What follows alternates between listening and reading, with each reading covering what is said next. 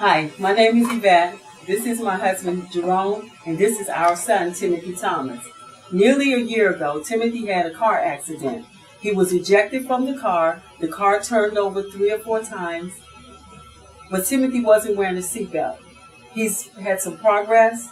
You know, he used to couldn't breathe on his own. Now he's breathing on his own. But one thing I wonder is what would have happened if Timothy hadn't been wearing the seatbelt.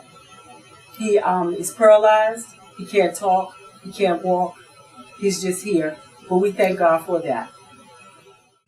Praises goes up, the blessings come down. Let's pray for me and that we'll be strong to go through with this. We thank you for all that you're going to do for us and all that you're going to do. Just keep us in your prayer and Timothy. Thank you very much.